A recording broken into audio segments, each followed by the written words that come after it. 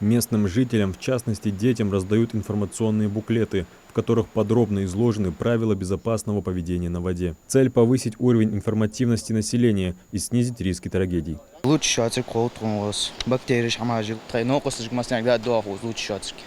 В ходе рейда сотрудники и представители власти проверяют состояние береговой зоны. По поручению главы республики образцы из реки Асса и других водоемов были направлены на экспертизу.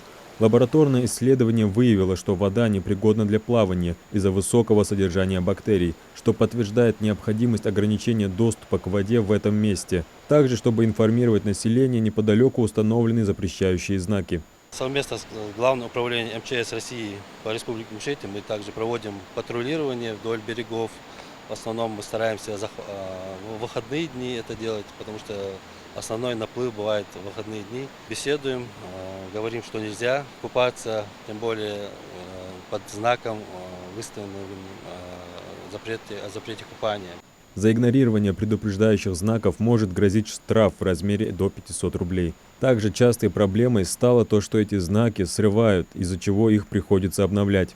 Их наличие не случайно. Они говорят об опасности. Река имеет сильное течение, и любое неаккуратное движение может сбить с ног даже взрослого человека. Это подтверждают совсем недавние случаи. За короткое время река унесла 4 человек. Это все приезжие люди, не местные жители. Все это происходит из-за того, что приезжие люди не знают характер реки.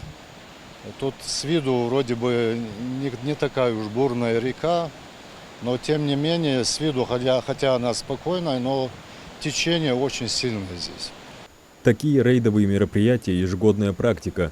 Также глава поселения отмечает, что отдыхающие часто оставляют мусор, что недопустимо. Адам Гуражев, Маулит Гири Ахильгов, Магаз 24.